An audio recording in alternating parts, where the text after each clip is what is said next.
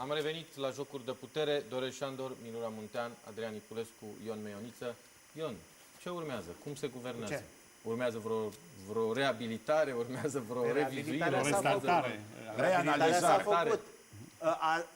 Am văzut cu toții declarațiile de acum un an, cum se gratulau Traian Băsescu cu Victor Ponta, ce era între ei, ce mare admirație reciprocă. Și uitați-vă acum, păi când s-a semnat? Ora 22 pe 20 și nu știu cât decembrie, coabitarea asta, nu? Iată că acum... Dotore a devenit brusc un Dotore, jurist așa, capabil. Dar ce a câștigat Victor Ponta? Pentru că am vorbit mai despre Traian Băsescu. Ce a câștigat Victor Ponta? A câștigat pacea în exterior. S-a dus la Berlin, iată-l umblă prin lume, este recunoscut, nu mai spune nimeni că e impostor, nu mai spune nimeni că e plagiator, nu mai spune nimeni că e dătător de stat de lovituri de stat. Loviturangiu de stat. Loviturangiu sau penaltangiu sau mai știu eu ce este. Nu, este un tip respectabil, un șef de guvern care are binecuvântarea președintelui democrat și filoamerican. Acum e și democrat, filoamerican. Da? După un an a devenit democrat. Iertați-mă, chiar și Crin Antonescu a primit delegație să meargă la Zagreb, alaltă, când a fost intrarea în Uniunii Europene și a spus domnul Băsescu, chiar îi mulțumesc domnului Crin Antonescu pentru amabilitatea de a fi. Da, Probabil Crin că în curând a luat-o de jos, el a luat-o încet, așa mai aproape, dar nu s-a dus direct la Berlin. Sper să nu le ofere în curând o călătorie în jurul mării cu un vapor. Aș propune însă un lucru. Noi vorbim cu predilecție despre persoane aici. Ce sprere mai... V-aș propune să intrăm puțin în adâncime, să vedem mecanismul de guvernare. Domnul profesor, un telespectator de nostru de peste ocean, că avem și acolo, îi mulțumim, ne spune așa: nu vreau să vă spun decât, vreau să fac o singură remarcă, îmi place emisiunea și vreau să spun așa: trăiască regele. Ce părere aveți? Nu mă interesează subiectul. Vreau să intrăm în puțin mecanismul de guvernare. 18%. Nicio problemă. Haideți să intrăm în mecanismul de guvernare al actualei guvernări, care are vot în Parlament, are majoritate în Parlament, are tot ce vrei.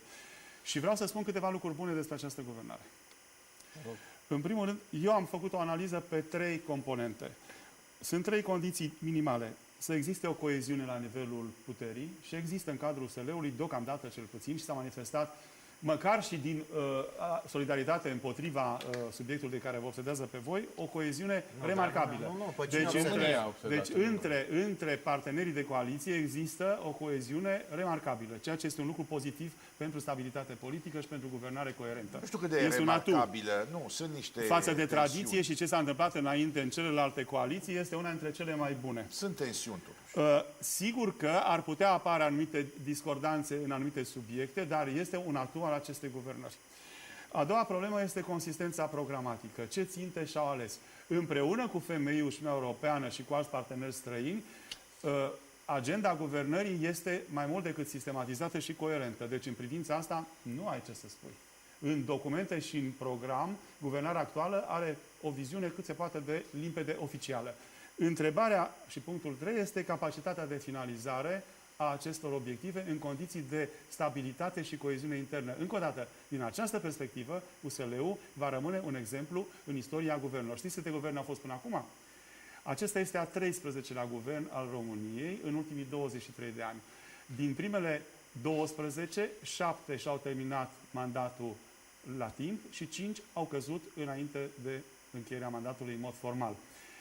Ponta a încheiat deja un mandat în guvernul dinainte de alegeri, acum are un mandat plin cu o coaliție coezivă, cel puțin deocamdată, și nu văd motive serioase să se producă sciziuni în următorul an, cu un program limpede... Vreau să-i rog pe colegii mei să dea istoria anului din 3 iulie până astăzi, să o dea pe ecran în timp. Dar ne întoarcem la această întrebare. Și aici merită să avem o discuție. Care sunt aturile, blocajele, capcanele în care actuala guvernare, având aceste două aturi, greu de realizat în România care este, și inexistente adesea în guvernele anterioare, capacitatea de finalizare a unor proiecte absolut limpezi, măsurabile.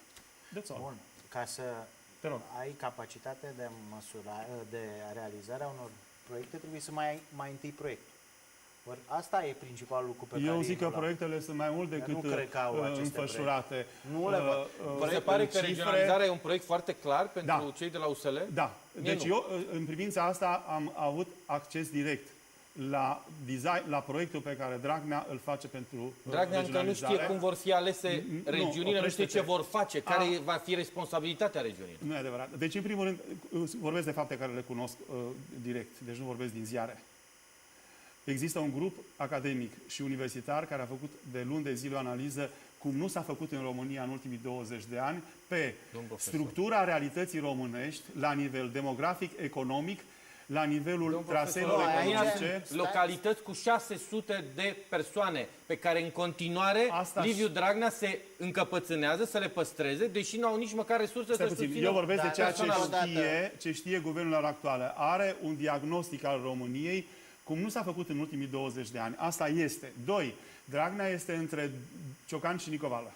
Pe de o parte, a ajuns la o aprofundare a realității. Eu nu sunt avocat, acum să mă faceți avocatul lui Dragnea. Dar cunosc din manifestarea lui Acum, având în vedere că Liviu Dragnea este un apropiat al președintelui Traian Băsescu mai mult decât al lui Victor Ponta sau al lui Crin Antonescu, nu e nicio problemă. Dovadă că a organizat referendumul. Asta e un Nu, episod dovadă pasager. că a organizat referendumul. Un episod pasager în cariera dânsului. Dragii mei, lăsați puțin politica și să ne ocupăm puțin de guvernare. Deci, Dar în privința cum asta, spuneți regionalizarea este un dosar elaborat. Dragnea însă trebuie să răspundă baronilor locali care încă Ce înțelegeți dumneavoastră? Că sunteți un om care înțelegeți foarte bine concepte. Dacă îmi spuneți că Dragnea e foarte clar în mintea lui cum ar trebui să fie regionalizată România, încep să mă uit de la așa, să mai pun încă o lumină pe dumneavoastră. Compar cu ce face, da? Și aici lucrurile se complică. Domnilor, regionalizarea nu Poate este facem un o proiect emisiune pe treaba asta cu oameni angajați. Regionalizarea este un instrument administrativ care Așa trebuie trebuie să clădit fie. pe o expertiză. Perfect că se face, dar este doar un instrument administrativ. Nu este un proiect. Proiectul este modelul de dezvoltare a României de acum încolo, pentru că suntem la 25 de ani de la Revoluție, iar capitalismul construit în România în acești 25 de ani de toate guvernările și de clasa politică este un capital de dependență, un capital care a pierdut enorm și n-a creat prosperitate pentru societatea românească. Este inechitabil, nu include pe nimeni, polarizează social, exclude jumătate din populația României de la beneficiile și de la ceea ce produce România în momentul ăsta. Asta este proiectul M-aș fi României. bucurat să fie așa. Dar nu, eu îți propun să punem pe masă cărțile. Păi putem să le punem pe carte, să vedeți un proiect foarte clar pe care să aibă oamenii să fie, nu văd proiectul. Să folosim și ultimele resurse, ăsta este proiectul, să mai vindem ce avem de vândut din casă și am rezolvat totul. Nu, trebuie regândit tot conceptul de dezvoltare. Se pare un proiect că astăzi s-a anunțat vânzarea și CFR Călător, pentru că nu sunt stare să vină cu un management performant, că nimeni nu verifică de ce s-a furat în ultimii 5 ani. În timpul frazei. Vorbeam de regionalizare și la referendum vi se pare ceva foarte clar? Că eu n-am un proiect foarte clar în față și mă ocup în fiecare zi de misiuni. Încercam să mai adaug ceva. Din păcate, un parazit la actuala guvernare este tocmai heterogenitatea dintre obiective. Faptul că într-un domeniu se face ceva, în altul se strică. Și atunci armonia sau sincronicitatea din interiorul guvernării are de suferit. Nu au proiectul de guvernare. Nu au proiect Nu articulat. Nu au un proiect articulat. Deci, pentru că regionalizarea este doar o măsură. Poți să o iei sau să nu o iei. Problema e ce urmărești prin regionalizare. Ce vrei să faci? Să mai crezi încă un palier sau vrei să rezolvi problema României? Corect. O complici sau o simplifici? Eu aș vrea să dau un exemplu care este oarecum paralel cu cel românesc. Să nu uităm, anul trecut, în 12 sau așa ceva mai, François Hollande câștiga alegerile în Franța. Un guvern de stânga, socialist, a preluat puterea. Suntem aproape în paralel cu situația din România. Fundamentaliștii, să-i spunem așa, talibanii, cum spune domnul Cristoiu, talibanii, eu spun talibanii cu dânsul spune talibani, eu românizez. Talibanii socialiști sunt foarte dezamăgiți la ora actuală. Și cei liberali, sunt foarte, sunt foarte dezamăgiți de guvernarea socialistă din Franța. Eu personal nu sunt atât de dezamăgit, sigur, o urmăresc de departe, dar problema este următoarea. Ca cetățean francez. Da, ca alegător. Deci aveți o legitimitate în plus. Da, ca cetățean francez și alegător. Dar stau în România de 16 ani. Da, e și cetățean român. Evident. Asta e bătălia mea pentru articolul 16.3 din Constituție. Sunt foarte mândru că am repurtat-o până la urmă în 2002. Obtorto acolo, dar am reușit. Ei bine, eu personal, care am opinii de stânga, nu sunt dezamăgit de guvernul socialist din Franța. Fiindcă îmi plac, să fiu sincer, poate o să par acum paradoxal în ce o să spun, dar îmi place un guvern de stânga care atunci când este obligat să ia măsuri de dreapta, eu le prefer ca la putere să fie un guvern de stânga, fiindcă le ia altfel. Un guvern de dreapta îmi place când ia măsuri de stânga. Un guvern de stânga când ia măsuri de dreapta. Asta este opinia mea personală, fiindcă sunt mai miloși oamenii de stânga când dau de făcut o chestiune, chiar de genul Old Kim, să spunem așa, mutatis mutandis, sau când se întâmplă în Franța situații similare, au trebuit să închidă fabrici, lucruri de genul acesta. Prefer să facă un guvern de stânga. Eu am trăit în Franța în timpul lui Mitterrand, s-au închis oțelăriile, din păcate trebuie să închid, numai că nu au afirmat că în 2 luni de zile veți avea locuri de muncă și știau foarte bine că n-au nicio șansă să repornească un combinat cu 18 fabrici. Un pic Vă mai mulțumesc foarte mult indulgență pentru prezența în această emisiune. Nu mai avem timp.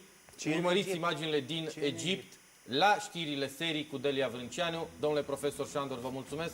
Ion Meoniță, mulțumesc. Miruna Muntean, domnule profesor Niculescu, vă mulțumesc. Vă mai aștept în acest studio pentru a continua să analizăm. Interesant, ne-ați provocat cum arată după Dragnea și Dorel Șandor reorganizarea administrativ-teritorială.